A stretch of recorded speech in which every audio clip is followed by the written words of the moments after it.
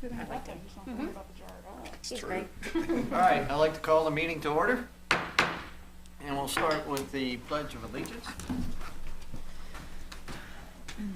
I pledge allegiance to the flag of the United States of America and to the republic for which it stands, one nation, under God, indivisible, with liberty and justice for all.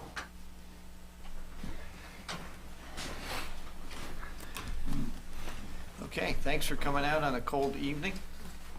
I guess it's that time of the year that it's going to stay cold now. So tonight we're going to have some discussion and action on a conditional use permit that we had a public hearing on earlier.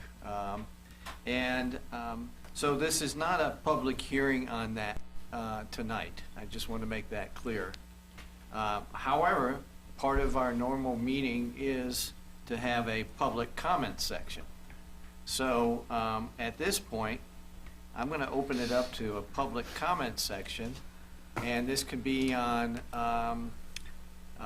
the dwelling that we're talking about later on, or anything you wish to speak about. So if you wish to speak, go ahead and approach the podium and state your name, address, and I'm going to really limit you guys tonight to 5 minutes at max, okay?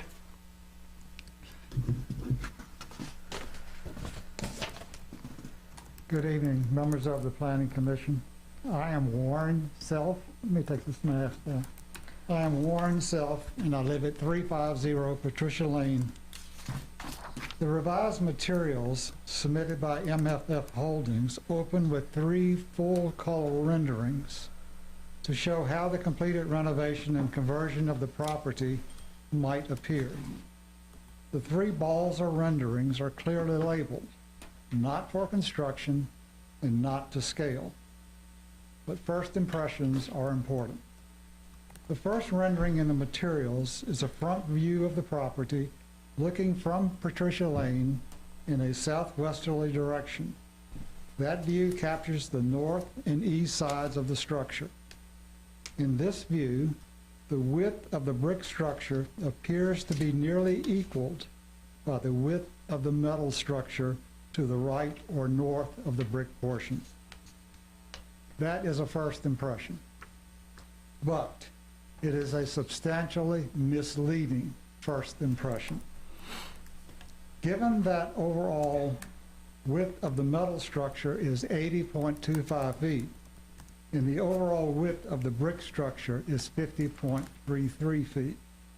The brick structure, moreover, is inset from the south wall of the metal structure by a few feet.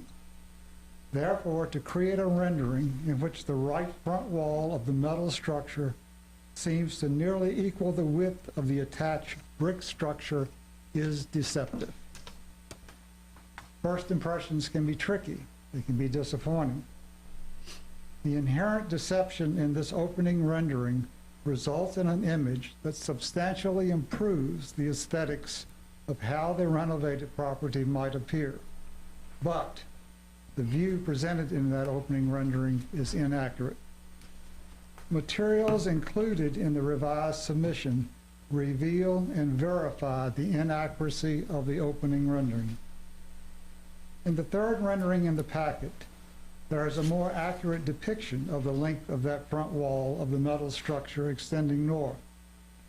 The third of the renderings shows a much shorter front right wall. The differences in the appearances of the right front wall in the first and third renderings are dramatic. For example, in the opening image, look at the extensive row of greenery beneath the window running to the north edge of that wall. In the third image, that long row of greenery is just a single clump of ferns stuck beneath that window, just short of what looks like to be a heat pump. Moreover, in the concept plant schedule attachment in these submissions, the length of the metal structure to the right of the brick portion is labeled as only 25.92 feet. that is far shorter than what that wall is made to appear in the opening rendering of the renovated project. Clearly, the first of these colored renderings presents an embellished image of the proposed renovation of this property. Why create a deceptive and misleading image when, among other materials in the submission, there are data and images that refute that very effort? Was the intended consequence of that opening image to lull the casual observer into a fiction of a more appealing finished product than can actually be delivered? When an initial first impression fails, wariness and skepticism nudge truth aside. Other elements of the materials submitted raise additional questions and concerns about the revised plans. In the drawing labeled Schematic First Floor Plan, the outlines of the 6 proposed apartments in each of their square footages are displayed. Absent, however, are the detailed proposed floor plans for each of those 6 spaces. In the original submission, each of the then 7 proposed apartments' floor plans was detailed. Those details included the locations and relative sizes of bedrooms, closets within those bedrooms, kitchen areas to include locations of major appliances, bathrooms, utility enclosures, and a living area with suggested furniture placements. Why is there the absence of this detail for the floor plans in the revised submission? What are we not being shown in this floor plan schematic? You've got 30 seconds. What we don't see is in this absence of detail is the actual smallness of this space. The floor plans without the wall divisions within these apartments look larger than they would look if those floor plans had the detail. So at this juncture, I remain unconvinced that the proposed revised changes in the exterior and interior of the current building at 95 Patricia Lane will in any substantive or aesthetic sense collectively result in a high-quality building that is harmonious with the 16 single-family housing units in the neighborhood. I do not have confidence in the fidelity of the Balzer renderings and the promises they suggest.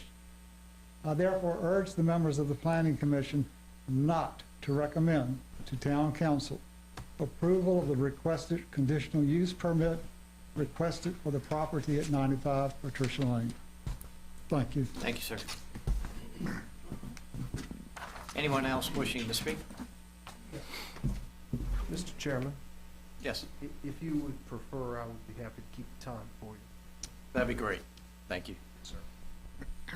Please state your name and address. Yes, good evening. My name is Ronnie Eccles. I live at 255 Patricia Lane. My wife Kathy and I have lived at this address for over 28 years. And during that time, we've enjoyed a very peaceful and quiet neighborhood. The proposal of the existing building to apartments has nothing in common with our existing neighborhood, with our single-family housing. Pardon me. The original proposal was for 6 one-bedroom units and 1 two-bedroom unit. The new proposal has 3 two-bedroom units and 3 one-bedroom units.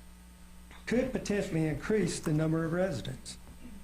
In the new proposals, the dumpsters will be removed and replaced with individual carts.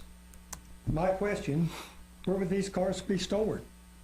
If outside, it could potentially create a problem with wildlife, bears, raccoons, etc. It could cause a mess. Also in the new proposal indicating landscaping, what type and what size.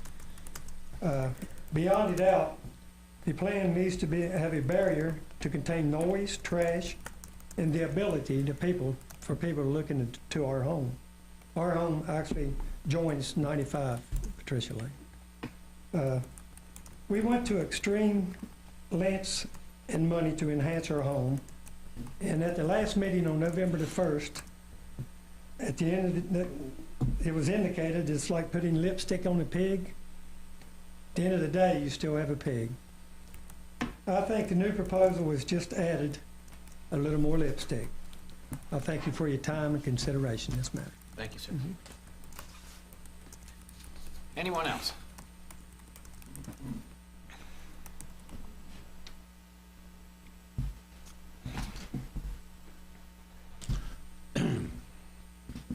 Ladies and gentlemen, I'm Dude Griffith, same one was here last time, and I wanted to address you again on this new deal. I'll have to say that the curb appeal looks much better, but according to the plan, the front entrance comes into a bedroom instead of the front of the house. I don't understand that. Either they jerked this plan up in a hurry and made a mistake, or something to that effect. And the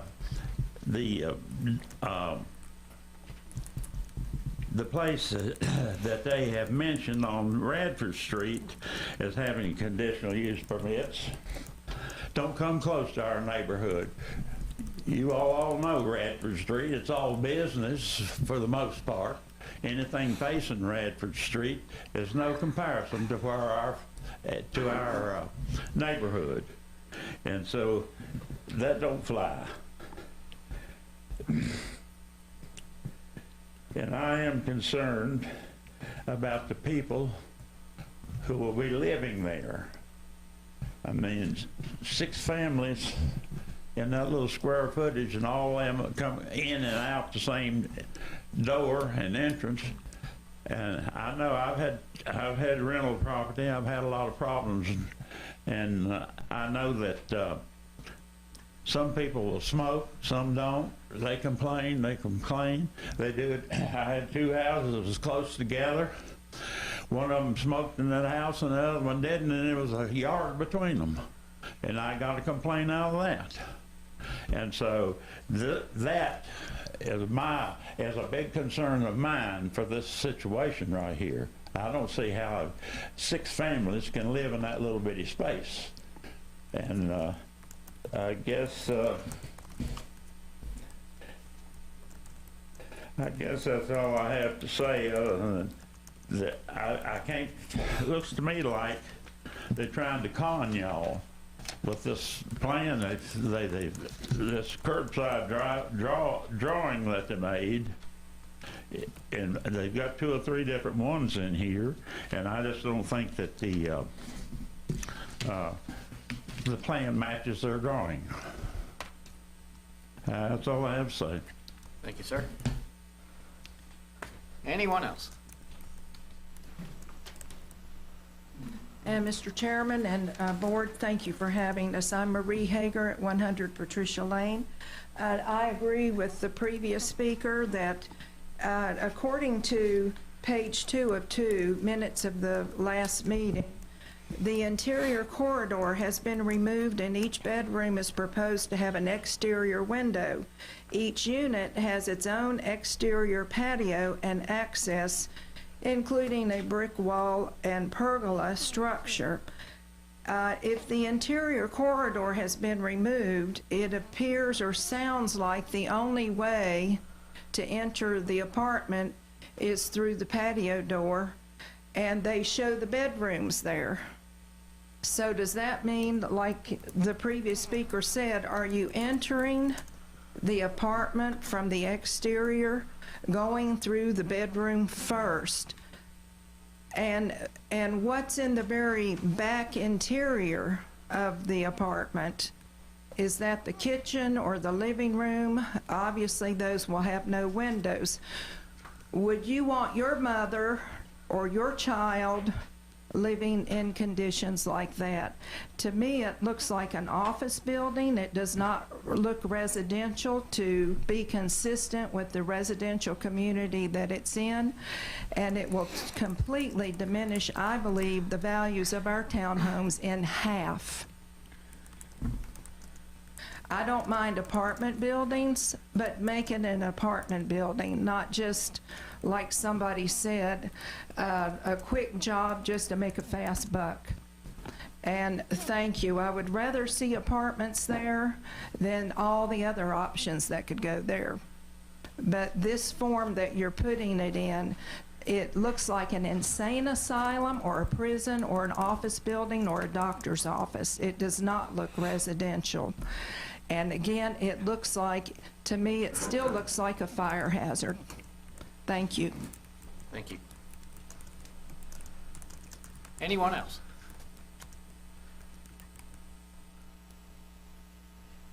State your name and address.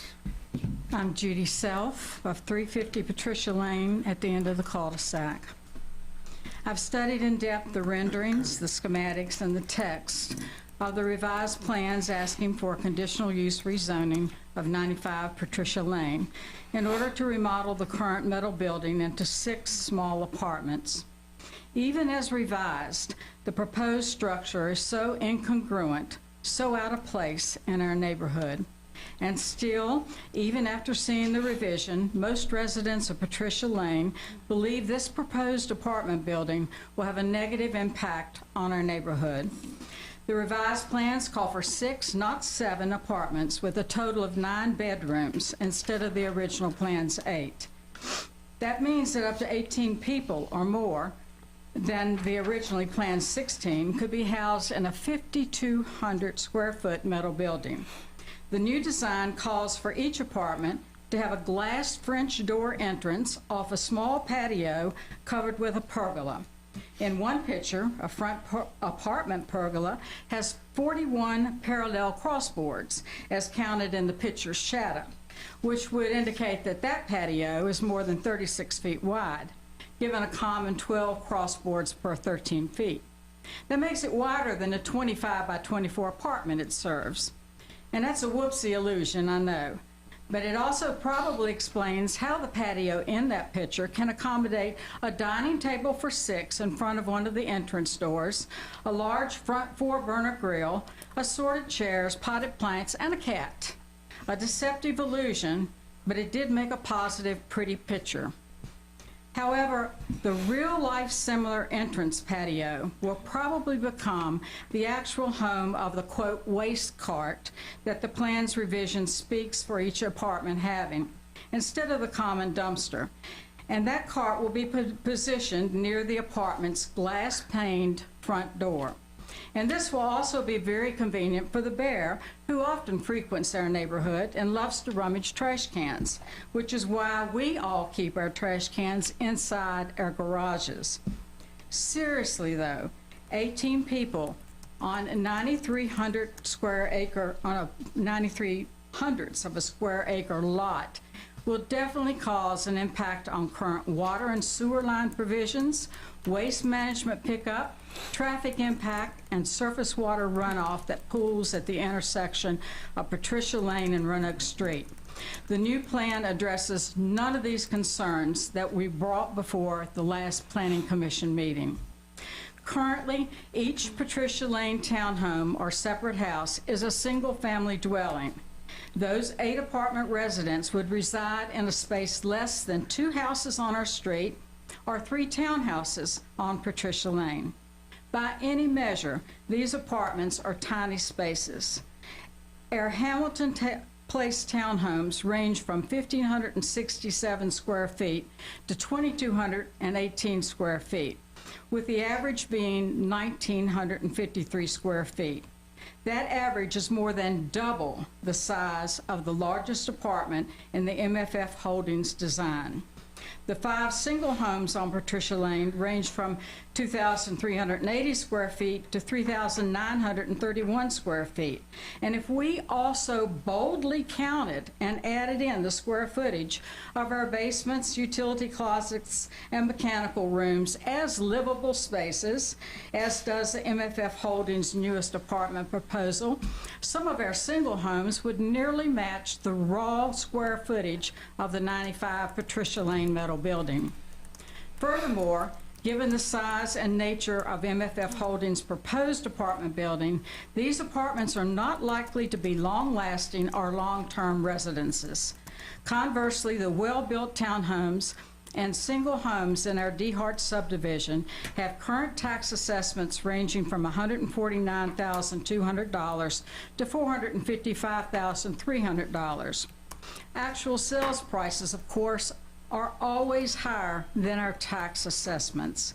The last home that sold in our neighborhood sold several months ago for $450,000. Our homes are built well, maintained well, and should be a long-lasting investment for our families. Families who live on Patricia Lane purchase their homes with the intention of staying in the neighborhood long-term. In conclusion, most residents of Patricia Lane feel that MFF Holdings' proposed apartment building does not fit within our neighborhood aesthetically or functionally. Patricia Lane families invested in their homes, often their biggest family investment. Those of us who live in this neighborhood value our investments, value the harmony of our dwellings, and value the beauty of the Patricia Lane setting. This proposed conditional use zoning will not enhance our neighborhood and will negatively impact the values of our homes. Please, we are asking that you recommend to Town Council that they not approve this conditional use permit for these apartments on Patricia Lane. We ask that you maintain the character and quality of the residences within the neighborhood in which we have invested and where we live. Thank you. Thank you, ma'am. Okay, anyone else?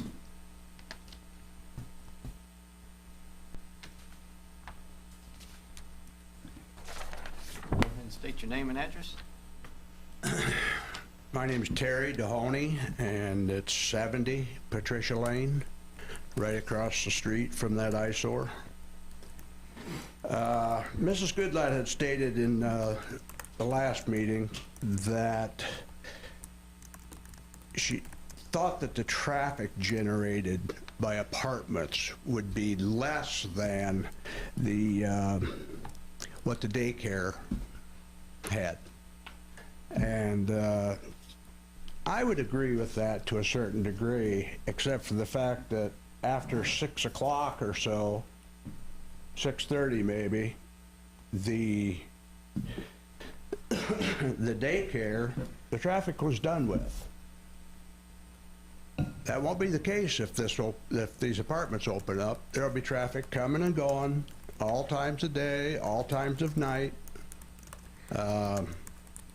And I don't think, and I could very well be wrong, but I don't think those people are going to care as much as some of the people that had their kids in the car and all that as they're coming and going. Also, I'm wondering what I didn't see anything here. If there is such a statement in here, what's the cost of these places going to be after these so-called improvements? It was $700 to $1,200. Is that what it's going to be now? Is that what it's going to, or is it going to be more? What is it going to be? Also, as I understand it, this company has owned this building since May of 2018. And correct me if I'm wrong, but I have not seen one improvement to that building since I've lived directly across from that building. Since 2018, there are several things that we could see needed taken care of over there, but I haven't seen a damn one done. Nothing. Now, is that the way this building's going to continue to operate? With nothing, no improvements, you know, just fill the inside and let the rest of it go to pot. That's what it's been so far, and I have no reason to believe it won't be that way in the future. Tell me if I'm wrong, please. But I would like to know about what the cost to rent these places is going to be now. If in further discussion here, we could find that out. And maybe even what kind of a maintenance program they're gonna have on this building. Hasn't been anything up to now. Thank you. Thank you, sir. Anyone else?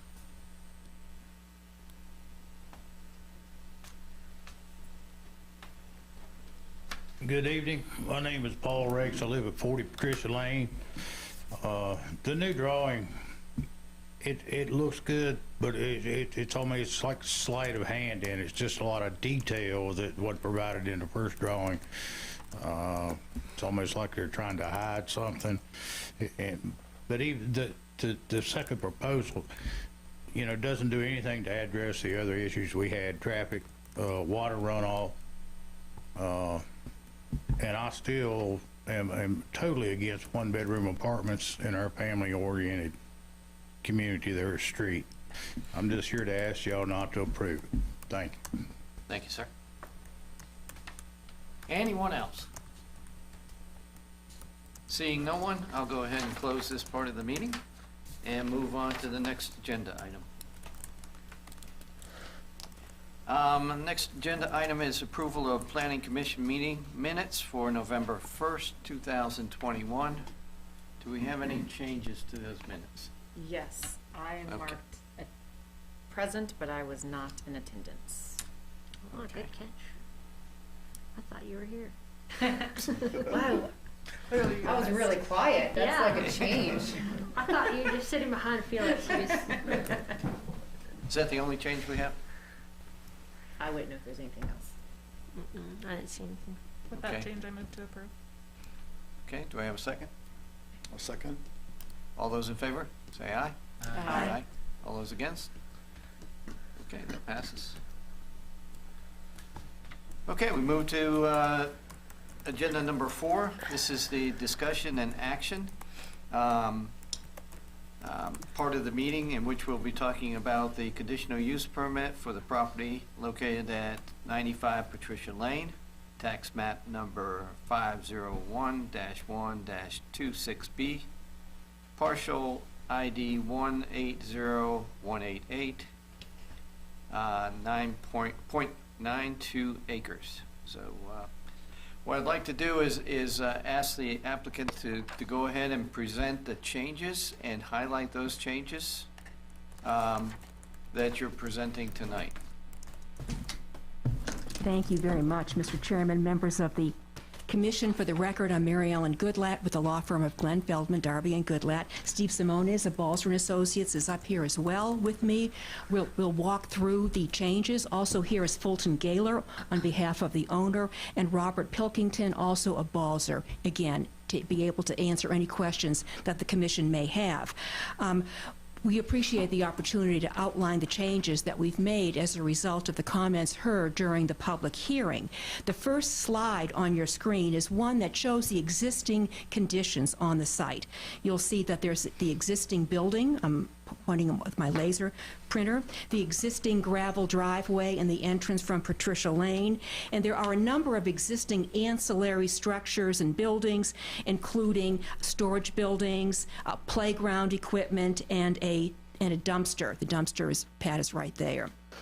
The property is zoned, as the Commission knows, B3, which is the general business district.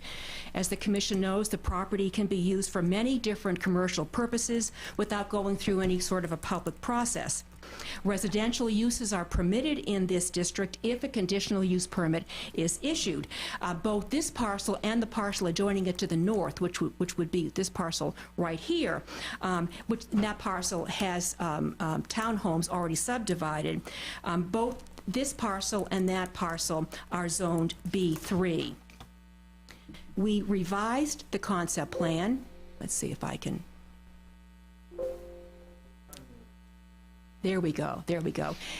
We have the revised concept plan, which has been adjusted since our last meeting. We reduced the number of apartments from 7 to 6, and that number is shown right there in the concept plan. That would consist of 3 2-bedroom units and 3 1-bedroom units. We added landscaping. And you'll see it along the side here, along the front, along the side here, and within the parking area as well.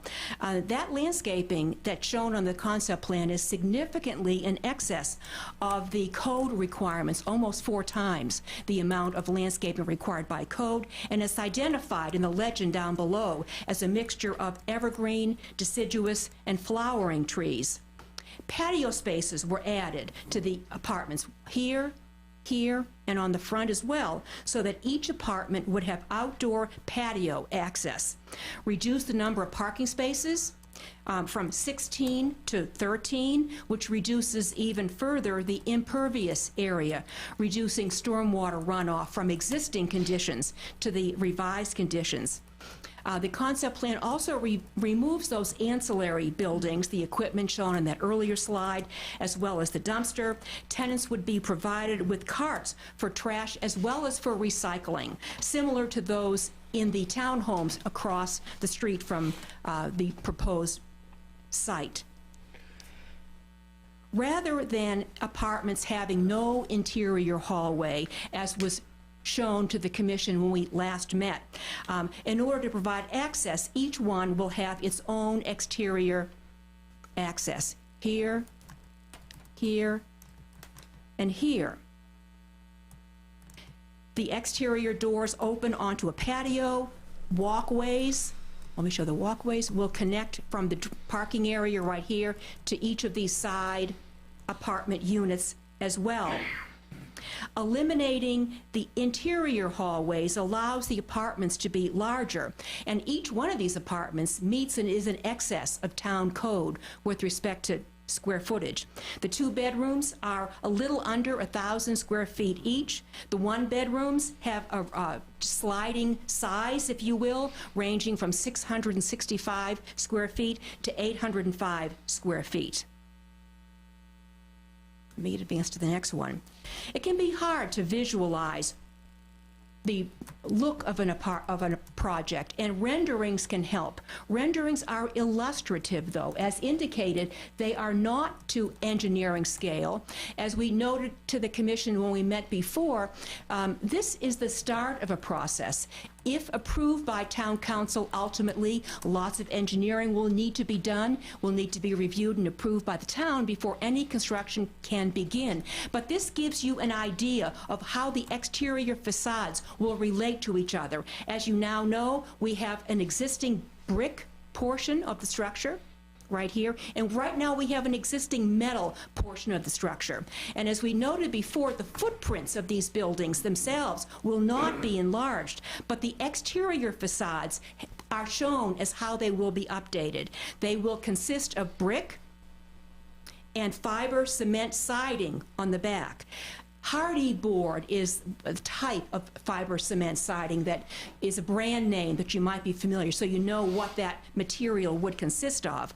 A number of architectural elements were added to make this attractive and cohesive, including the use of parapet walls to even off the dimensions and appearance of the roof lines, to provide symmetry. You can see the front section here with the pergola and the patio along the front of the units. Similar units would be along the side and the each side, and you can also begin to see the walkway here to that back apartment. Again, this is illustrative to give you an idea of how the buildings whose footprints will not change would be changed by these architectural materials and elements. The next slide gives you a little closer view of the front apartment, just so you can see the detail with the patio, the brickwork that is done here and is carried along the side units as well, and the pergola. And those side apartments are shown here. Again, you see that walkway that leads from the parking area into the units. You see the entrance to the units. You see the brick patio, the pergola design. Let me move to the next slide. Here we go. And back to the concept plan. Nothing has changed about these being market rate apartments. We still estimate a range of $700 to $1,200 in monthly rent because we knew what would be involved in order to create the type of apartment project that this owner wants to have here. Tenants would be expected to sign year-to-year leases. This is not short-term housing as we described at the last commission hearing. This is not subsidized housing. This is not a halfway house. This is not a rehab facility. The owner will be investing hundreds of thousands of dollars to rehab this parcel for residential use. Currently, the property in its current configuration is significantly in excess of the highest assessed value on Patricia Lane. The owner has every much as an incentive that every other property owner has on Patricia Lane to care for, improve, and enhance the entire street. And this will be part of that enhancement, given its status right now as the property having the highest assessed value on the property, and given the investment that will be required in order to convert the existing structure into the structures that we're describing tonight. The owner would certainly prefer to redevelop this as residential rather than commercial. And we believe that's a better fit with this neighborhood. The owner owns and manages a number of apartments in the area, primarily in Roanoke, hundreds of units, manages those units, has their own maintenance crews that respond to their existing facilities, and they are prepared and ready and excited about the prospect that this will bring to Patricia Street and to the community in general in terms of the choices that it will provide. Everybody would love to have a single-family home standalone, but not everybody can afford that. But people ought to have quality housing for whatever their income level is. And this is going to provide, if approved, a marvelous alternative. And it's a real option for how this property can be redeveloped and fit with the residential character of this neighborhood compared to the alternative. And Steve, have I overlooked anything that you want to mention? Yeah, if you wouldn't mind. Sure. Good evening, everyone. Steve Simonis with Balzer and Associates. I wanted to just touch on a couple specifics that we heard from our neighbors. A lot of that we heard a couple weeks ago. And we really did. In these last 2 weeks, we've tried really hard to go back in and address every single one of those comments that we heard. You know, we heard, and I'm just going Do you want to? I've got one. Thank you. Let me go to Mr. Self's comments first. That's not going to work. Sure. Yeah. So to Mary Ellen's point, as far as these renderings, so these are perspective renderings. Now, Robert Pilkington is one of our lead architects and a partner in our firm along with me. Robert's been managing the architectural end of this, so he can answer any specifics if the commission has any. But when we do a rendering like this, we have the measurements of the building. We build this in 3 dimensions. So the building you see here, that while it says it's not to scale and not to construction, not for construction, we do that in CAD, and we shrink it down to an 11 by 17 sheet for presentation to Planning Commission and to staff, because we don't typically provide 24 by 36 plan sheets as part of our rezoning packages and CUP packages.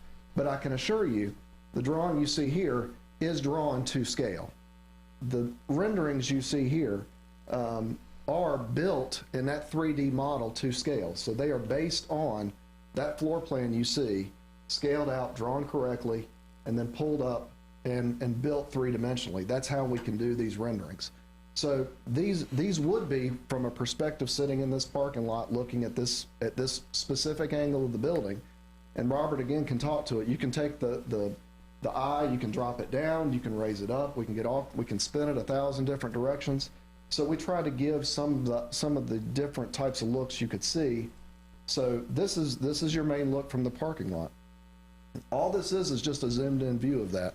So if the concern was it looked like we were cutting this short, it's because the screen, the picture just doesn't extend. There's the rest of it. So there's the window, there's the rest of the building. So there's no trickery or anything like that. We're just trying to zoom in on the images, so as Mary Ellen said, you could see the detail, see the sizing, see the brickwork. The next one, same thing on this slide here. we wanted to give just a look on the side of the building there, to be sure that was clear. As far as the interior locations, we talked about showing all the furniture again, but we got comments that a two-top table wasn't big enough. That's not, we're trying to get to the point where we have taken 7 smaller units and combined them into 6 larger units. Ben, I believe 600 square feet is the minimum size for an apartment in the town of Christiansburg code. Our smallest is 665. So from an apartment standpoint, these meet code and exceed it. So yes, we did not go in and show every dining room table and kitchen island and sink, but what we did do, because this was a concern we heard, we added this note down here at the bottom. I'm sorry, you all, I'm always doing it on this side. It's easier for you to read over here. We did put this note here at the bottom to say all bedrooms proposed will include exterior windows. And you can see this unit number 1 here, or this one right here, you've got 3 windows. 3 windows, 1 window here, so your bedroom on this unit would be in this corner. You've got 2 windows there, 3 windows, 4 windows on that one, and 2 windows on this one. So we've never said, and nor do any of these indicate you're going to be walking in your front door into a bedroom. So your windows are here on the sides of the buildings. So, you know, in this one, for example, maybe your bedroom's back in this corner. We just haven't got through that layout yet. But we're saying, because we heard it, there were concerns about, you know, bedrooms without any windows. So that's been added. We had a lot of discussion as far as, I believe it was the Self, Miss Self had a question, I believe, about the location of the dumpster in our first, is that correct? You guys live in this house right here? No. I'm sorry, yep. So this house right here, so what we wanted to show is, again, the existing dimension from the corner of that house to the corner of the existing building, which is 188 feet, plus or minus. You know, we measured distances from the existing dumpster here to where we showed it in this new layout, which would have been, had a dumpster gone in right here. You can kind of see it just barely underneath the green there. So there's the existing dumpster. So we looked at putting a dumpster right there and saying, well, it's a little bit further away, but there were concerns about the dumpster. So what we did is we're offering right now, if the residents were there to see a dumpster, we could put a dumpster back, but that was one of the big things we heard. So each resident could get a cart, you know, it would be dumped, it would be taken to the road just like everybody else along Patricia Lane. And along these areas where the air conditioning units would be, we would have a screened in area, fenced in area, an actual enclosed area where you could set your carts, pull them out on trash day, put them back in. You know, they wouldn't, you know, wheel inside your unit. We don't have garage doors on these, but they would be in enclosed areas where they're not going to be sitting on, you know, the patio that one of our neighbors mentioned. One of the other items we added that Mary Ellen touched on is there were concern, I guess the concern about the visual. So again, you know, we've looked at adding an evergreen buffer with flowering trees along this area. So that's going to further buffer. You can see the existing landscaping and tree cover here on this side of the property line, but we would come back in, add additional evergreen screening on that side. And again, add the street trees, add the trees and landscaping inside. And again, as Mary Ellen said, we've got 40-some trees, I think, proposed, and which is a lot more than what we would need. 42 versus the 10 would be required. So again, if there was somebody coming in to use this building today and they weren't changing the site, changing anything within the building that would kick in a site plan requirement, there's nothing else that needs to be done. There are a lot of uses in B3. I mean, I'll say, I've been in front of you all a lot. We've had a lot of big projects, and every project we feel within our company, every project's important, whether it's to our client, to our neighbors. I'll say I was surprised because it's a B3 zone property that could have the gas stations or the hotels or anything else, especially if you add in this acreage here on this corner. We were surprised as a team that there was so much outcry over the existing units or the proposed apartment units, but we understood. We understand the concerns, but we really did go back. We looked at how can we change the building? How can it not be, as we said, lipstick on a pig? This is an adaptive reuse of this building that's there. So this isn't just slapping a coat of paint on it. And I was the one that said that we could do that, put a coat of paint on it and clean it up. This is a lot more than a coat of paint. You know, this is reworking brick area on the front area. This is adding hardy board siding. This is adding parapets. You know, one of the things about, one thing that makes a metal building look like a metal building is not just the metal, it's that low slope pitch on the roof. You know, so that roof pitch is going to go away. So as you can see in the, again, in the renderings, we've got parapet walls, you know, that pop up. So you're screening that. A couple other items, and I'm promise, Chair, I'll be done here in just a second. The traffic, we've reduced the number of units, which by code, by the Traffic Institute, reduces the number of trips per day. So we looked at what a daycare would do, what a, you know, office building, any of those things. So from just a strict traffic generation standpoint during those peak hours, which is what we have to look at on the engineering and the zoning side, 6 apartment units versus a daycare or some of those other B3 uses is going to be much less intensive. Stormwater management, we did, you know, there were questions about that. I'm not sure if staff had dug anything up as far as the intersection. I know, Chair Johnson, that was one thing I think you had asked about. But we did go back in and figure the existing impervious area versus the proposed. You can see we're almost 1/10 of an acre less impervious now than what we had before. And where it is, as we talked about it, it's getting rid of a lot of this, you know, this gravel area right here. You know, that's now all landscaping. We've got landscaping back in these areas as well. And Mr. Matty had asked me a question before, so I want to be sure everybody in the audience understands. From a stormwater perspective, when we do stormwater management, we're required by state code and local code that gravel parking lots and paved parking lots are looked at the exact same way. And the reason being is once you're driving on that gravel for a while, that gravel gets compacted. That's why you put compacted gravel under asphalt. It creates a hard base. So from a stormwater perspective, whether it's gravel or asphalt, it doesn't matter. It doesn't mean anything to us because it's looked at, engineered, and designed under the same criteria. So I can honestly say that especially by reducing that number of the total impervious area, again, and as Mary Ellen said, getting rid of a lot of those other little outbuildings, the stormwater coming off this site, especially with you know, the ability to have a buffer between it and the street, will be less. And I guess the last piece of it is, well, Mary Ellen touched on that, was the maintenance. There was a question about maintenance, but again, Fulton and his company have a maintenance team that handles all of the residential developments that would be handling this as well. I think that's it on my end. We're certainly happy to answer any other questions of us, we're happy to answer them. Okay, well, thank you very much. All right, commissioners. Now it's time to ask your questions, concerns. I just want to say I appreciate that you guys went back and looked at it. I know that we've been harsh critics in the past of plans, and I am always amazed at what you're able to come back with that addresses nearly all of the concerns. Is it better? Yes. I think it's much better. I think that the pricing now makes sense. Like, I would, if I was, you know, recent college grad, starting my first job, I would live there, versus last time I was like, no way. So it's better. I am always for more housing. I'll say that. So I don't have any other questions at this time. I have a few, and some of it is just cosmetic. The roof line, the front roof line, is that just a lip that is in the front that makes it appear higher so you don't see the roof? It could be one of two things, Mr. Johnson. Yeah, you could bring the parapet up and still keep the perimeter drainage internal to that. The metal roof itself could come off completely. I'm not sure, Robert, if you wanted to, what the typical way to do that is.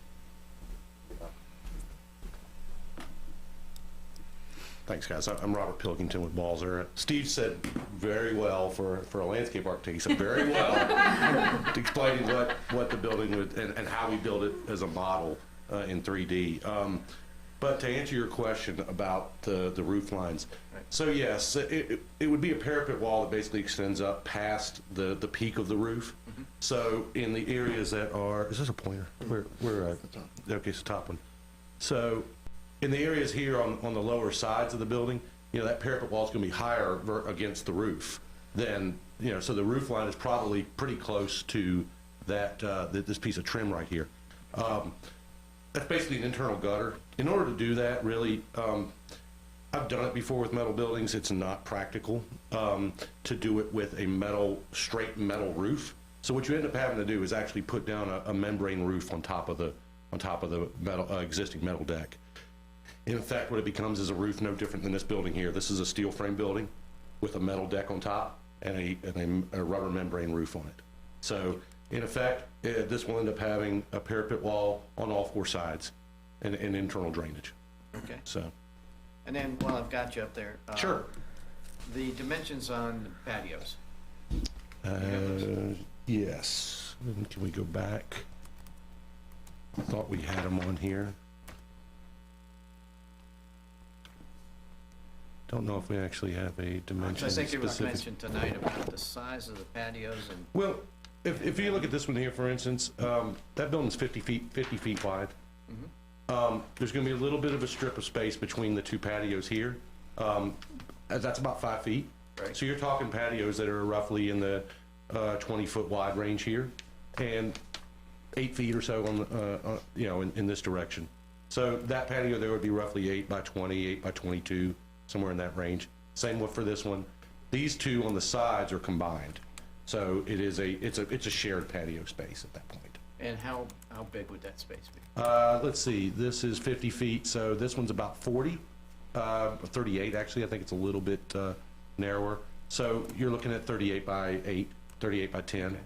So roughly just a little smaller. Yes. Okay. Okay. Then the other question is, the apartments up front, of course, have the lower ceiling. Yes. And the apartments in the back have, of course, a much higher roof line. Yes. What's in between there? It's empty space. Just empty space? It's attic space. Okay. So. But that's not going to be used for anything? No, there's not enough height in that building to put like a second floor or anything like that. No, sir. You know, I get asked that question a lot. You really have to have about 17 feet of clear space in there to be able to make that work. To get the floor, you know, there's just not enough in there. So it's going to be a high attic. But what it does allow us to do is set the front rooms, the front apartments here will probably have ceilings that are in the 9-foot range. Here we can probably do closer to 12. Really, as a metal building, I mean, the limiting factor is there's a steel frame that goes across right here, and that drops you down to, let's see, it's a 16-foot eave, so it's probably about 13 and a half clear underneath of it. So we'll be able to get higher ceilings in here, but above it, it's just attic space, empty space. And just confirming what we talked about before, we looked at the windows now here. With the adequate fire sprinkling system, you don't have to have a window in the bedroom? Yes, to a certain extent. So it depends on the way the apartment is exited. If you have, what I had before was an interior corridor. Right. And when you have an interior corridor and it's a sprinkler building, and all apartments are required to be apartment buildings, which are multiple, you know, not townhouses, but true apartments. They're required to be sprinklered. When you have a sprinklered building, you're required to, in an interior corridor, you're required to have the ability to get out 2 ways from the corridor. So once you exit the apartment, you have to have 2 ways out. Okay. We've eliminated the interior corridor as a way to kind of soften these edges here by adding patios and exterior exits for each apartment. When you do that, you do have to have windows from the bedroom, because there's really, it's kind of an odd way to put it, but there's really only one way out of the apartment at that point. So, so what we're proposing, as Steve said, we will most likely, in the 1 bedrooms, the bedroom's probably going to be right there. Living space is going to be up front, and this will probably be bathroom. Same thing on this side, and then bedroom here, because there's a window right there, and the living space is going to be there.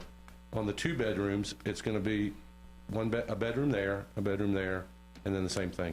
I can assure you, anybody who had a question about why that wasn't presented with this one versus the original one, it's simply time. You know, we focused our attention on trying to make the exterior look good because we knew that that was really a big concern. But each apartment will have, if it has a bedroom, it's going to have a window in it. So. And then, Mary Ellen or Steve, I can't remember which one mentioned it, there would be lots of engineering required. What do you mean by that? I think what Mary Ellen was saying was referencing this note, not for construction. These aren't our final construction documents. We still have to go through the structural engineering, the full architectural design. And site plan approval. We have to still do a full site plan. Yeah. Okay. This note right here actually is interestingly enough, that's a legal item we have to put on there. Gotcha. Because if it either has to bear that, or it has to bear our stamp. And in order for me to put my stamp on there as an architect, I have to go through the full set of drawings that addresses all of the code requirements for it and so forth. We don't provide that in here because we're simply not at that point from a permitting standpoint. So. Now, I think you guys are doing a great job, and I'm trying to relate it to what you guys have asked. We talked about entering the apartments through the exterior doors. It's not going to be into the bedroom. We talked about the cost of rent, $700 to $1,200. We talked about the trash cans now. Let's see. We've talked a little bit about the traffic. We've talked about the water runoff now. Let's see, what else am I missing?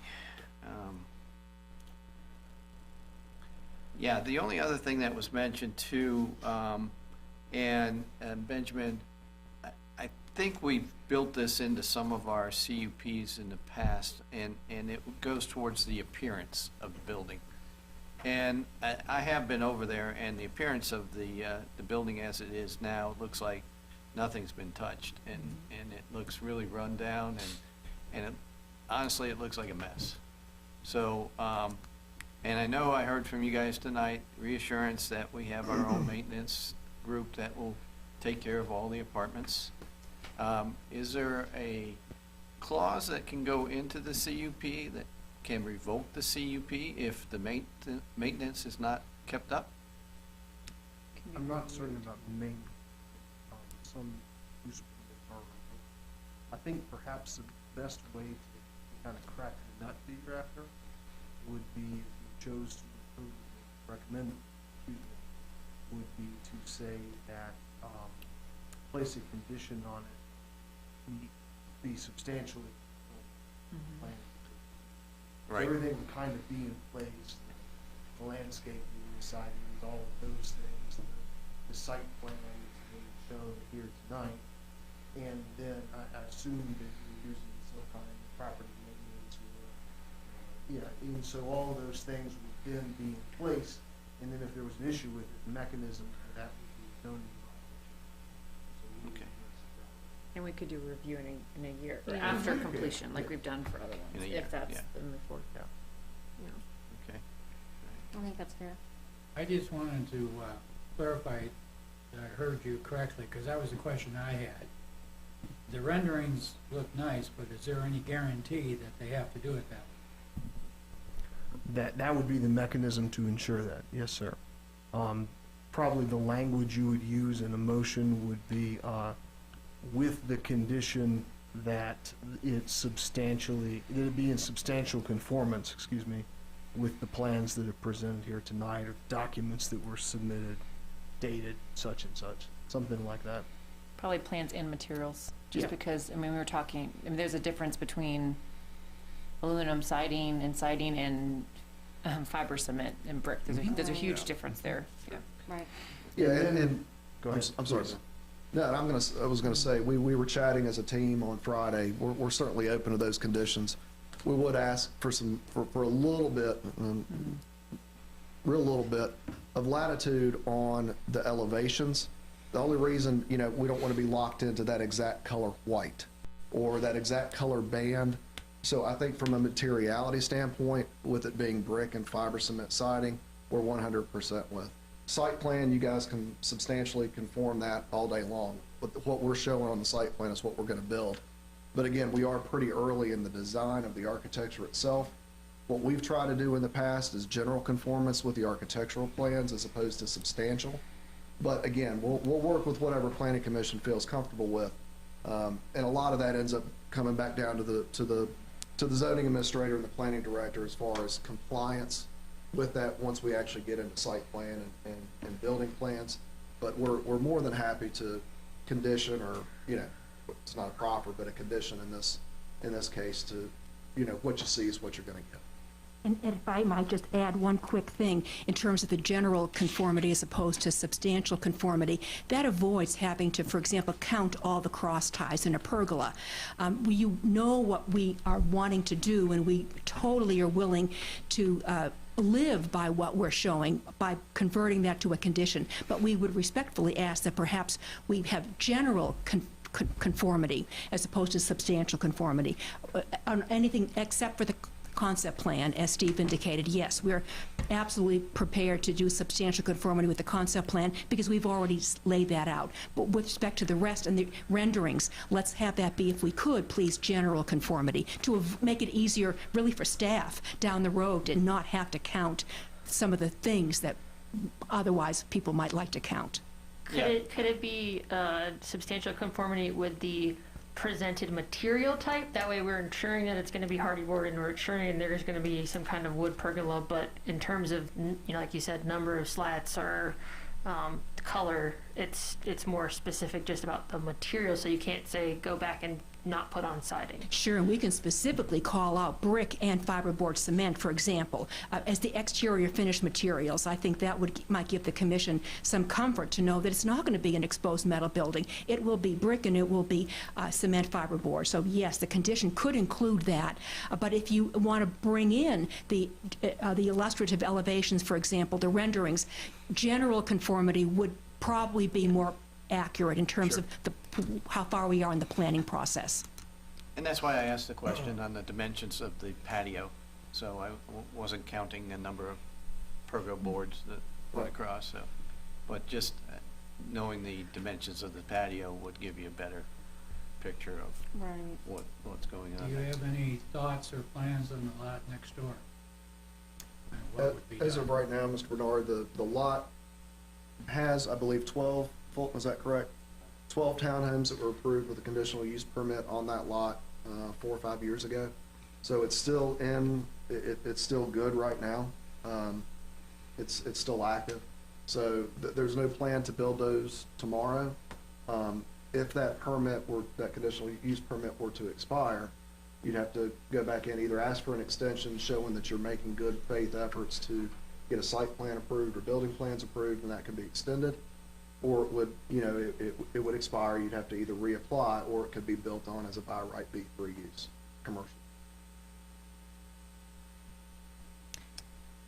So I have a question for the Plan Commission. So I read through all the notes, and I saw lots of comments from the citizens. Many of those echoed tonight.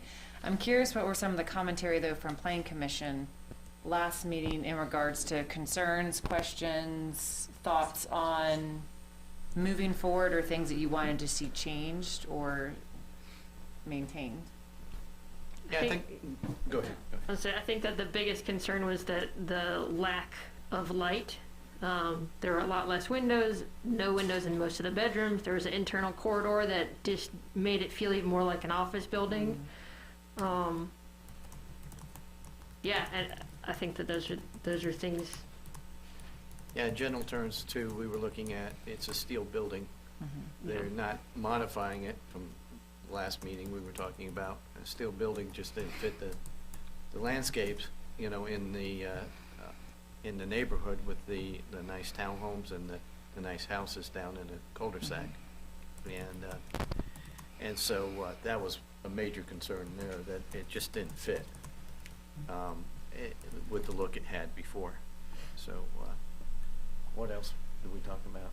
I think we talked about the water runoff.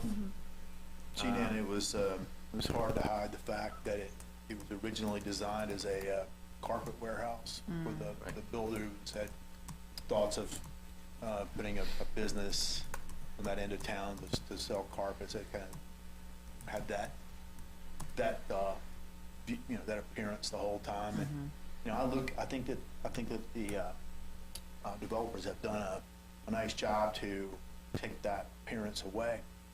But one of the concerns that the neighbors had was, up until now, they have 12, 14 hours a day with no traffic there, no cars there, so and not a apartment complex now. So I think that there's still things missing. I think that perhaps covered carport, covered walkways, things like that, to give the place even additional dimension and privacy, not only for the people in the apartments, but for folks in the neighborhood who won't see cars, who won't see people out and about as much. I think that could be a fairly simple add to give the building like additional dimension outside the warehouse look that it has now. Some thoughts. And then the other thing we also talked about was the neighborhood's used to having a daycare, which is a day business. Yeah. And then by 6:30, lights out. It was quiet. And now with having apartments, you're not going to be limited to just lights out at 6:30. So there could be more traffic later at night. So, and most likely there would be. I still have a concern with the size of the apartments and the overall fact of how it's built, and it's not conformed realistically to the rest of the neighborhood. And having said that, though, I think that you face a problem as residents there, that you could end up with a gas station at the end of that street. And you could end up with a lot of other things at that street. And what you need to ask yourself, and what I'm asking myself at presently is, what would I rather see there? And I think that's an important issue that you have to address. Because if this was turned down, if we voted against it and recommended to council and they voted against it, who knows what could end up at the end of that street? It could be a lot of different businesses that you would not want. This may be the better alternative. And just to repeat what Tom said, because it's a B3, they would not have to get a CUP, okay? They have the rights to put in a gas station and any other business that would be permittable in a B3 district. So, yeah, sure. So, one thing to that, and I appreciate you all bringing that up. We did have a conversation with Fulton last week. So when Honeytree was running that daycare, their business now, corporately, and all their daycares are still down, Fulton, 35% from what it was pre-COVID. That's not going to operate as a daycare center anymore. So the daycare is gone. So that traffic flow with daycare is not happening at this building. So if it's not a threat, I'm just saying it's not going to be a daycare. It will be another type of commercial use, just as Mr. Bernard said, on that property if some sort of an adaptive reuse like what we're talking about tonight, doesn't happen. So I just wanted to be sure everybody realizes it's not this or the daycare. The daycare is not coming back. The market's not there anymore. And with, as we all know, post-COVID, so many people still working from home. All the daycares are struggling right now. And at this end of the town, it's even tougher. I think some of the residents would like to comment to my comment, possibly. Are they allowed to do that? Yeah, typically not, Tom. Typically we close it, but I'm going to be a little lenient tonight because so many of you guys showed up, and I do want to hear. I think we heard most of your concerns, but to Tom's comment, I'll allow one to speak. Go ahead, ma'am. Please approach the. Okay. Yep. But I will mention I'm not going to allow everybody to come back up again and talk. Okay. Marie Hager at 100 Patricia Lane. On this version of the appearance of the patios, to me it looks like the Super 8 motel across the street, and that has been such an eyesore since that place was built. it looks like a number of things that I don't even care to repeat here in public, but is it a possibility, instead of this junky looking boards hanging over the patio, could you put an arched roof over both adjoining patios that would go up as high as the elevated board? Sir? No talking back there. I'm sorry. Thank you. If you could put an arched roof over the patios, the two adjoining patios, it would perhaps give it a more residential look and make the roof reach, the point of the roof reach as high as the elevated wall that goes against, you know, up to the roof. It would perhaps give it a more residential appearance. Thank you. Thank you. It just looks too much like the Super 8 motel across the Gotcha. street. All right, thank you. I'll just add that if the recommendation is to move forward with approval, I think that would be a benefit of doing general conformity versus substantial. So if there's any feedback that the team wants to take, if we said general, then they could adapt, but if we said substantial, then they'd have to go with the pictures. Just, I think I'm getting a nod that I'm understanding my legalistic correct. So just for folks, that would be a difference, please, yeah. Yeah, Just a point of clarification, I mean, some of the things that have been discussed, such as the actual number of rafters that they're there, or the particular shade of ivory white, those are not things that we Substantial. would pick apart under substantial conformance. But yes, if you wanted to allow that kind of thing, you might go with something a little looser, such as general. It has to do with how tightly you want to hold them to what's been shown. Great, and I think we talked about materials pieces versus some of the other pieces. Thank you. Yes, ma'am. So the other thing that we mentioned last time was, and it was just my concern or question, that why would we not build similar type townhouses across the street? And sounds like the other property there has been approved for townhouses. And it would make more sense to me from a neighborhood basis that we would keep the same theme, that you would have townhouses on both sides of that road and look similar and with equal value to the residents' homes that are there today. So, But that's a huge expense for the owner. Yeah. To tear something down and then come back and try to build something that's similar. True. That doesn't, And and they then haven't you're not gonna started. have $700 and $1,200 rents. and I think I You're not gonna got my have the answer affordability. tonight, Yeah. because I didn't know about the CUP on the other property, and that's been out there for so long that that's probably the reason why. It's a substantial investment there to do that. I am very appreciative to you guys for coming back, because I walked away with the impression last time, well, it's a building, we'll make it work, we'll just add walls in there and it'll be okay. And so you've gone a lot farther to make it look more presentable and fit into the neighborhood. So commissioners, more questions? I don't think I have more questions, but if we want to pull up some and start drafting some conditions, I think that's probably a good next step. So we feel like we're with conditions, we'll be able to take a vote tonight? Yeah. Yeah? I mean, I'll say, I think based on hearing comments tonight, having read the comments from last time, y'all providing some context. I mean, it seems like to me, again, I agree, I think the concerns were addressed. Whether they were addressed to the extent that the citizens wanted them to be addressed, they were acknowledged and adapted, I think, in the renderings and the different schematics that I'm looking at tonight. I do think affordable housing and rent is something that we have talked a lot about at the Planning Commission. And while some of us may not choose to live in a 600 square foot apartment, some people do choose to live in a 600 square foot apartment. So I do think it's important to note that while it may not be our choice of living, it is going to be the choice of living for some folks.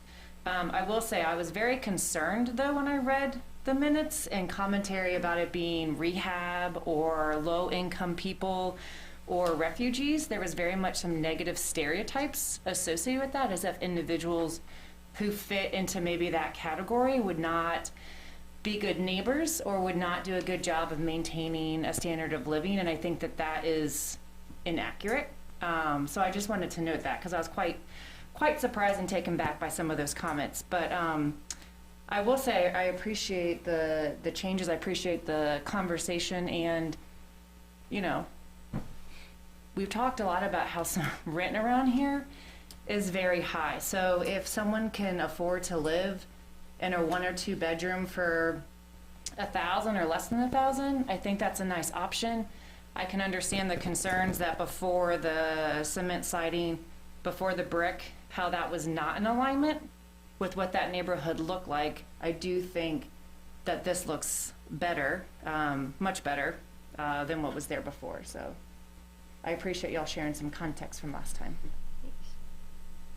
And it is, to that point, annual leases too. Yes. So it's not month to month. So do we want to draft up some conditions? Yes. Ashley, I guess you I'd wanna like start? to make it clear too that I'm still not in favor of it. However, as I said, I'm not in favor of what could be there. And I believe the fact that, and I want the owners to take my next comment in due regard. I am a sarcastic person, so I can't help it, it's the way I am. So the present building and location has not been maintained, very obvious. And I'm afraid that if this is not approved, the owner's going to do one of two things. The owner's going to build something in there that you really don't want to see, or they're going to sell it to somebody else that is likely to build something you don't want to see. I don't think you're going to see people putting townhouses in there, which is what I prefer to see, which I wouldn't have a problem voting on. I think that given all the situation, we have to do the next step very carefully to make sure that we put enough legalities in there so that it has to be constructed according to a certain degree. I agree. So I'll start. And are we gonna type them up to see them, or you just want me to holler at you? I will write them down if that suits you, and then we can discuss them, read them back for the record, Okay. and make sure everyone's all right with them. And I could suggest some things as well if you'd like. Good. Perhaps it would be good to discuss the issues or the things generally you'd like to accomplish, and kind of wordsmith from there. So I'd say the first one that Steve pointed out, but is not shown in the drawing, so I kind of want to make sure it's added, is the trash can screening. If you can condition that the waste receptacles are in an outdoor screened location for each unit. The second one would be a condition for substantial conformance to the listed construction materials for the exterior, and then general conformance with the renderings that have been presented. Let me just ask, where was it written down, and maybe I missed this, the materials? I mean, I don't know that I heard cement siding and brick until it was spoken. So did Yeah. I miss that written down in the packet? I think Fiber you had cement? it, Benjamin, didn't you? Yeah. I think there was even like quote Hardy Board on there. And well, Yeah, Hardy it's Board called is a Hardy Board. brand, not Yeah. I mean, because Hardy Board's one of the most expensive. Correct. So often Yeah, what it you see is says, something different. Can you tell me what page you're looking at? This is the comments from the staff, Oh, okay, thank you. and it's the second page. It's exterior faucet. The existing Oh, structure gotcha. be Tracking. replaced with new brickwork and fiber cement board siding. Yes, okay, thank you. Okay. The other thing I'd like to add is a annual review of the CUP. In perpetuity or once? No, I like in perpetuity. We've done Yeah. it before with other projects where we've had similar concerns from neighbors, and I think it has helped keep things going in the right direction. I think I want to Thank you. add something to Ashley on your screening to make sure that it's waste and recycling. Oh, yes, good point. We also want to make sure that the greenery is close to West Precinct. I'm sorry, I didn't quite catch that. The landscaping, he The said. landscaping is adequate and is close to what is presented. Yes, sir, I believe we could cover that under the substantial conformance with the concept plan.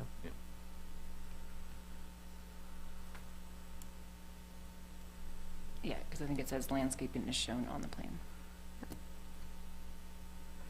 The only thing that's not on there, and I just have to throw it out because I have to, is that there's no sidewalk. Now granted, will we get to that end of Roanoke Street anytime soon with our fill-ins? Probably not, but it's easier to fill sidewalk in on sections than it is to not fill them in. So in the event that front parcels expired their CUP, they had to come back before us, I would want sidewalk in front of the townhouses, so it'd be nice to have sidewalk here, but I'm not pushing it since there's no sidewalk on Patricia. Just something to think about. So where would the sidewalk come from Roanoke Street up? Well, we're only talking about this one parcel, so it would just in front be of it. in the front, edge of their parcel here. And if they were to put townhouses in the other parcel, they would be required, I believe, to put a sidewalk in there. It depends on what conditions are placed with that CUP, that's 5 years That's ago. true too, because it'd be a CUP. So I don't know, but in the event it expired and they had to come back before us, then the answer would be yes. But what you're saying right now is you're okay not putting that in there. I- You just yeah, wanted I to at just- least note it. I just wanted to at least note it, since it's, a concern I have. When we don't put sidewalk in, it's harder to go back. Yes. How much would a structure like this, an apartment building in a single-family neighborhood, decrease the value of their homes? I cannot answer that. Somebody should have some experience with that. How much would it decrease your home if it was a gas station? Or a firearms store? Or, I mean, you're asking a question that has other answers, which is what we were trying to say. It could be something a lot worse by right. We cannot change the zoning without a request, or if you want to go to town council, you're more than happy to, but I don't foresee it being changed unless an applicant who owns the property were to make that request.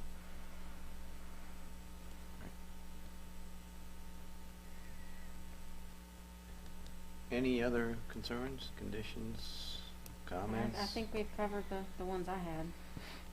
I'm not sure we can make this conditional or not, but in trying to make this apartment in keeping with the neighborhood, the things I've heard from the residents throughout is, they have garages, they have private yards, they have expensive homes, and we've done a lot here. It's greatly improved, but I do think that we should go the extra step, whether we can make the condition or not. It's just my opinion that covered walkways, covered carports would just do amazing things to add color to the premises. Again, make that a condition or not, it's just neighborhood improvement. That would certainly get my vote if there was additional enhancement to the property. This is a residential neighborhood, 16 townhomes, lovely townhomes. Done a lot to improve it, but it's still, trees can't hide everything. Yeah. Mm-hmm.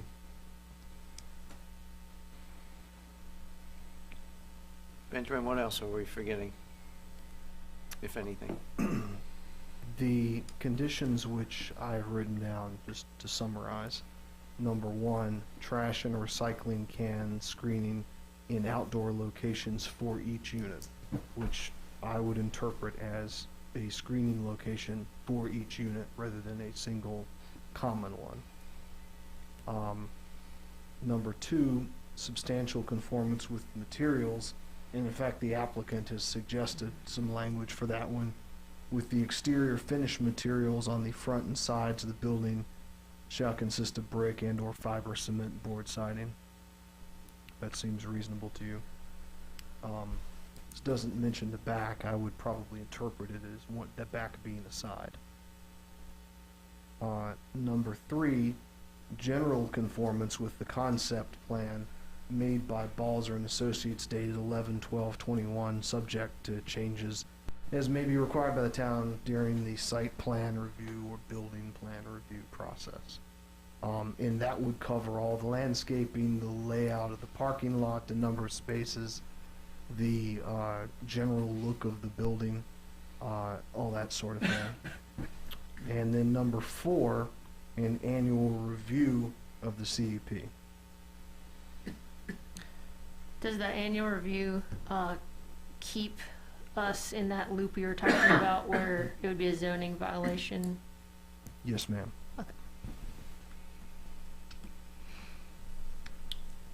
I was just gonna say, Chairperson, do you think it's important to talk about kind of the role of the Plan Commission here in regards to what decision we're recommending versus the role of Town Council? Yes.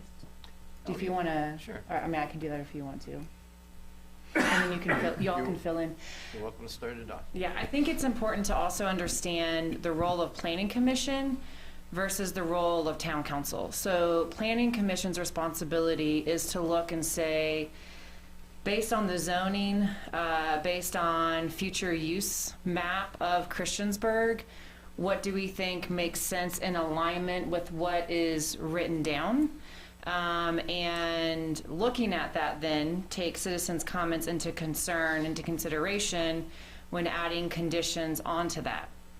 And so our role really is to make a recommendation to Town Council very much based on the zoning and what's possible in that surrounding area. So what you're hearing us consider tonight is of the options that are possible in that zone, that this may be one of the better options for that area. Now, when it goes to Town Council, they will take our recommendations into consideration based on what the zoning ordinance and CUP and conditions say.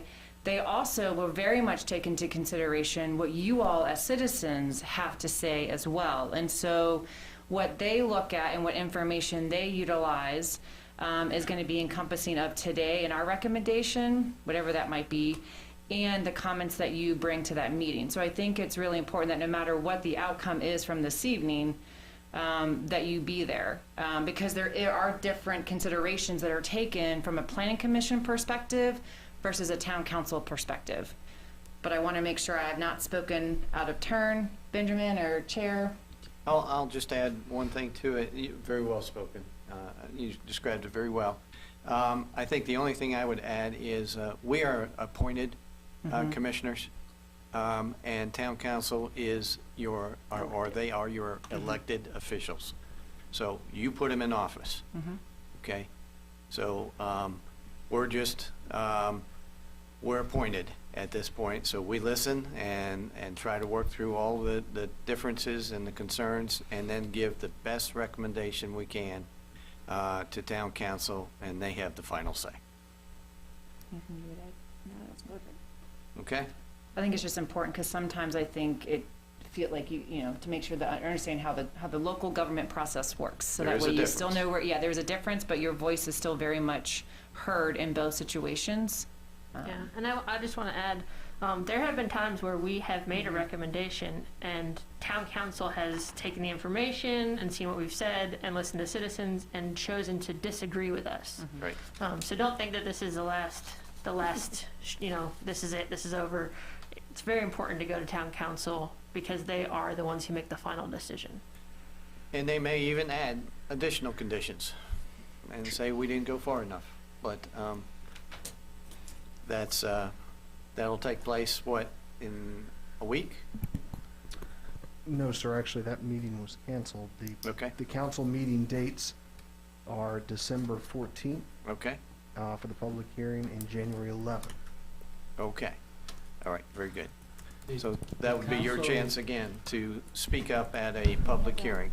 Didn't council cancel December's meeting? They canceled the second meeting. So will the new Town Council be seated by January 11th? Yes, ma'am. Yep. That'd be interesting. That'd be fun. Okay. Well, if no one has any additional conditions, I'm ready to make a motion if you're All okay? May I have your motion, please? I'd like to make a motion to accept the conditional use permit with the proposed conditions that we have placed that Ben will write up for town council. Do I have a second? I can second that.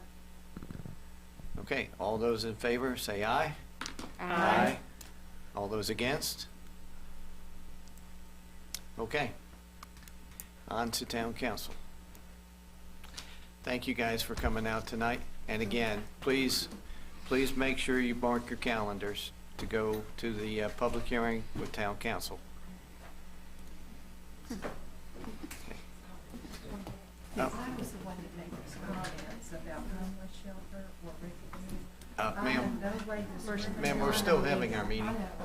Maybe the builder was to put them in that kind of Ma'am. structure, because they deserve as good as we have. Thank you. That's a first.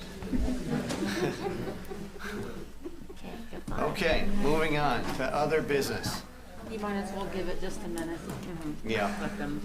we had to do that last time too. Well, when you're all neighbors and friends with each other, you don't want to leave.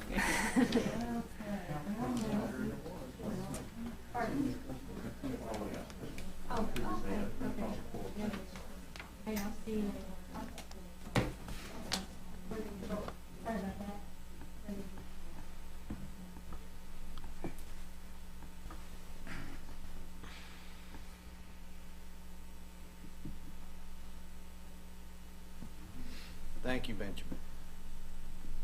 Okay, on to other business. I'd like to ask when we would be able to continue with the comprehensive plan. We had talked about it a couple times, and it's way past due. So Yep. as much as I don't look forward to all the meetings, I think it's something we need to do.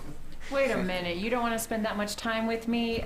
I'll tell you what, I Oh, think I'd love to comprehensive planning is spend going to be that time a with great you. time. You're gonna take some Not maternity discussing that leave when it meeting. happens. You know what, I think I might come in off leave just for the night to talk about comprehensive planning. There you go. I mean, some people would do anything to get out of it. Yeah. Out of maternity leave or? No. Good point. And Benjamin, I guess, I know town council wants us to take it up again, so, see, Steve. Yes, sir. I think the best answer I can give you is that those conversations are being had, and you should hear more Okay. from us before too All long. right. Fantastic. Okay. Any other comments? Nice job tonight, guys. That was a tough one, again, Yeah, it was. you know. So it was, but you were phenomenal this evening. I think they really came back with a nice plan. I looked at everybody's face last time, and I thought for sure this was a goner right at the beginning. And I think they heard our comments. I think they heard the public's comments, and so that was nice. And I tried to spell that out tonight to make sure that they felt at least comfortable to say, well, this is what we said, and they answered it. This is what we said, they answered it. And so at least their concerns are all being addressed. So I'm surprised they didn't remind me of what I said, that unless they tore the building down and rebuilt it, I would not be in favor of it. I think that's in the minutes. It was No, it not. actually It was isn't. not in the minutes. I But, would have remembered that. But I do agree with what you said, that it came back with a pretty good proposal. Yeah. It's still a metal building, but it's gonna be covered in the brick. I think the brick is important too. Yeah, Yeah. I think that was, I like the patios, I thought. I think And patios are nice. a 20-foot by 8-foot patio, that's pretty nice. I mean, that's, Pretty, about the size of mine. yeah, I mean, you could put a table in, a grill, and, I say that's bigger than the one my mom got when she built the house beside us. So that was pretty nice. I think All it's right. hard anytime you have that era, like an era, and this is not the first time that we've had to make this decision, where something can go in by right, which Yeah. could do more Very- damage to the property value versus Very something important. that's coming up yeah, that's very thoughtful, and it's like, I understand yeah. that it's not what you want in alignment with like the same style. However, there are a whole lot of other options that could come in by right Yeah. that would not look as nice. And so I think it's a very tough situation, which is also why I thought it was so important to clarify the difference between planning commission and town council, because it's very possible that town council could say, yeah, we think it's an alignment, however, based on citizens' concerns, we're gonna outweigh that. And so I think sometimes people just don't always get the difference between the two, so. That was very nice. It was good. No further comments? Do we have Meeting- anything on the agenda for the next meeting? Oh, yeah, when's the next meeting? We do not. Oh. We have the, So we might, next scheduled meeting is Monday, December 20th. I am. December 20th, wow. So we don't have one on the 29th? You do not. Oh, okay, well, just so you know, that's one of the most amazing days of the year. So thank you for allowing me to eat some cake on my birthday at home. well, we're just gonna go to your house. Come on over. What was I gonna do?